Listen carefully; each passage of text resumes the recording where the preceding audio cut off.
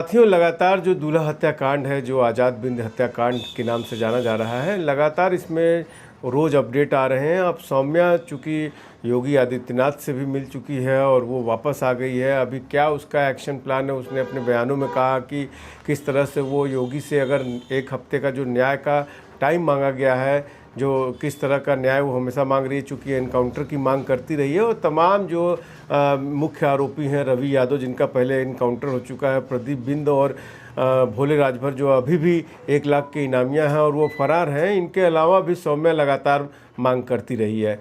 इस समय हम आपको बता दें कि आज जो है जौनपुर में जो कलेक्ट्रेट है, कलेक्ट्रेट में जिलाधिकारी के पास अविनाश चौहान के परिवार के लोग एक बार दोबारा आए थे। इसके पहले भी एक बार आए थे, जब उसे उठाया गया था। पुलिस ने इस घटना के बाद उसे कई दिन तक थाने पे बिठाए रखा था और उसके बाद उसे छोड़ दिया था। तब बहन ने आरोप लगाया था कि किस तरह से लगातार जो उस गांव का प्रधान है, वो उसके कहने पर, जो प्रधान अमर बिंद है, उसके कहने पर लगातार सौम्या, उसका आरोप था कि लगातार सौम्या ये नाम ले रही है और हमारे भाई को, चूँकि उसकी जो शोहबत है, जो उसकी इस बार जो प्रधानी का चुनाव लड़ने वाला, वो प्रमुख दावेदारी में था, इसलिए लगातार उसको फंसाने के लिए सौम्या उसका नाम ले रही है। और इन सब बातों को लेकर के उस समय उसके ऊपर मुकदमा नहीं दर्ज था, लेकिन जैसे ही अभी ये मुकदमा उसके ऊपर 11 मई को पुलिस की जांच में जो है उस पर भी मुकदमा दर्ज किया जाता है। और इसका एक सीसीटीवी फुटेज भी वो दिखा रही है कि किस तरह से जो अविनाश चौहान है, वो जो है एक जगह मौजूद है। जब घटना हो रही थी तो वो वहाँ मौजूद नहीं था और उसका सीसीटीवी फुटेज जो है दूसरी जगह का दिखा रही है। इन सब बातों को कहने के लिए जो पत्नी है ईशा चौहान, जब कलेक्ट्रेट आ जाती है अपनी नंद के साथ, तो वो गस खाकर बेहोश होकर गिर जाती है। किसी तरह से उसे संभाला जाता है। आप समझ सकते हैं कि उसका पूरा परिवार, जो उसका कहना है कि जो ये प्रधान है, लगातार जो है वो उसको फंसाने का प्रयास कर रहा है और इन्हीं सब कारणों से, चूँकि उसकी प्रतिद्वंदिता है, चूँकि ये अच्छे फहरिस्त में आ रहा था, इसीलिए प्रधान बार बार उसे फंसाने का प्रयास कर रहा है। और इसी कारण से उसे डर है कि कहीं जैसे रवि यादव का एनकाउंटर हुआ, कहीं अविनाश चौहान भी चूँकि इस समय फरार है, कहीं उसका भी एनकाउंटर न हो जाए। इन्हीं सब डरों से वो जो है कलेक्ट्रेट आई हुई थी जिलाधिकारी से अपनी गुहार लगाने के लिए।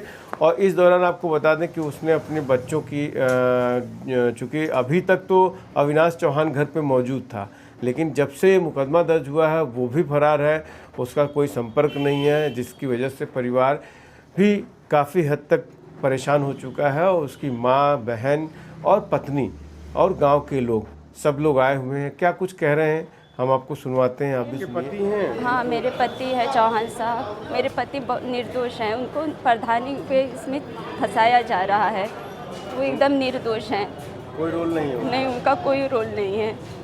उनको फंसाया जा रहा है। उनका प्रधानी माहौल उनका बहुत मतलब अच्छा बना था, इसके लिए वो प्रधान उनसे मतलब फंसा के, उनका नाम डाल के फंसा रहा है, दोषी बना रहा है उस कांड में। बस जब से दूल्हा हत्याकांड हुआ तब से वो घर पे हैं कि नहीं? नहीं, घर पे थे वो, वहाँ हत्याकांड में तब से नहीं है। और हम लोग इधर डीएम ऑफिस, एसपी ऑफिस भी गए थे इसके पहले, जब एफआईआर नहीं हुआ था।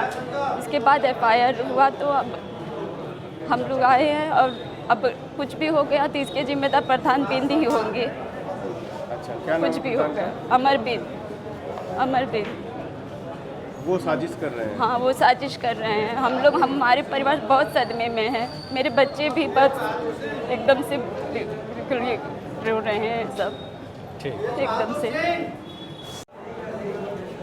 क्या मामला है, किस लिए आई हैं आप? ये जो दूल्हा हत्याकांड हुआ है, जौनपुर दूल्हा हत्याकांड, उसके इसमें आई हूँ। पहले मेरे भाई का नाम लिया जा रहा था, तब तक उसके खिलाफ एफआईआर दर्ज नहीं हुआ। 12 तारीख से उसके खिलाफ एफआईआर दर्ज हुआ है और एफआईआर दर्ज कर उसको भगोड़ा साबित कर दिया गया, मतलब भगोड़ा बता दिया गया है। और तब से मेरा भाई घर से बाहर है और अभी तक उसका कोई पता नहीं है कहाँ है, हमसे संपर्क भी नहीं हो रहा है। क्या नाम है भाई? अविनाश चौहान। क्या उसका क्या आरोप लगाया गया, क्या एफआईआर में लिखा गया? एफआईआर में मतलब जिन्होंने मर्डर किया है उनके साथ में इन्वॉल्व होने का वो बता रहे हैं लोग। वो लोग मर्डर करते समय साथ में थे? मतलब वो वही तो यहाँ आप क्या गुहार लगाने आई हैं डीएम साहब से? मैं डीएम साहब से यही बोलने आई हूँ, सर इसका फिर से जांच करवाइए, हमको सीबीआई जांच चाहिए और बाकी कुछ भी नहीं। सीबीआई जांच करिए, जो भी आएगा उसमें हमको, जो भी रिजल्ट उसका आएगा हमको मंजूर होगा। कौन कौन आया आपके साथ? मेरी माँ है और मेरी भाभी है, जो अविनाश चौहान की बीवी है। अविनाश चौहान की पत्नी। हाँ, आप उस दिन आई थी तो अब कोई आपको, फिर आप उस समय में एफआईआर नहीं दर्ज थी, आज एफआईआर दर्ज हो जाती जी। है, क्या कहना चाहती हैं इस बारे में? अब मैं क्या, हमको सब वही है, प्रधान के द्वारा ही सब कुछ किया जा रहा है। कौन लग रहा है फंसा रहा है आपको? अमरविंद प्रधान, ग्राम का जो गांव का प्रधान है वही फंसा रहा है, सब उसके ही कहने पे हो रहा है। तो देखा आपने उसकी पत्नी किस तरह से आरोप लगा रही है। लगातार वो जो है जो ये प्रधान है, प्रधान पे कह रही है कि किस तरह से उससे फंसाया जा रहा है। बहन पहले ही कहती रही है कि जो सौम्या है, जो आज़ाद बिंद जिसकी हत्या हुई, उसकी बहन है, वो लगातार किसी के बहकावे में आकर के लगातार उसके भाई का नाम ले रही है और भाई की जो उससे उसके गांव में जो उसकी सोहबत है वो काफ़ी अच्छी बता रही है। अब इस मामले में क्या कुछ निकल के आता है, अभी चूँकि भोले राजभर और प्रदीप बिंद फरार हैं और इसमें लगातार सौम्या जो है और भी मांग करती रही है कार्रवाई की। तो अब देखने लायक होगा कि इसके भाई चूँकि काफ़ी दिनों से फरार चल रहे हैं, तो क्या किसी पुलिस मुठभेड़ के बाद गिरफ्तारी होती है उसकी, या कुछ कैसे कुछ क्या होता है, ये हम आपको लगातार अपडेट देते रहेंगे। आपके पति हैं? हाँ, मेरे पति है चौहान साहब। मेरे पति निर्दोष हैं, उनको प्रधानी पे इसमें फंसाया जा रहा है। वो एकदम निर्दोष हैं, कोई रोल नहीं है? नहीं, उनका कोई रोल नहीं है। उनको फंसाया जा रहा है। उनका प्रधानी माहौल उनका बहुत मतलब अच्छा बना था, इसके लिए वो प्रधान उनसे मतलब फंसा के, उनका नाम डाल के फंसा रहा है, दोषी बना रहा है उस कांड में। बस से दूल्हा हत्याकांड हुआ तब से वो घर पे हैं कि नहीं? नहीं, घर पे थे वो, वहाँ हत्याकांड में तब से नहीं है। और हम लोग इधर डीएम ऑफिस, एसपी ऑफिस भी गए थे इसके पहले, जब एफआईआर नहीं हुआ था।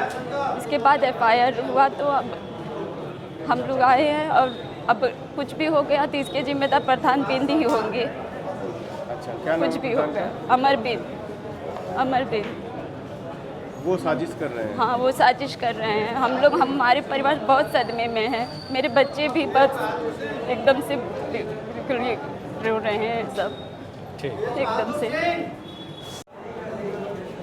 क्या मामला है, किस लिए आई हैं यहाँ पे? ये जो दूल्हा हत्याकांड हुआ है, जौनपुर दूल्हा हत्याकांड, हाँ, उसके इसमें आई हूँ।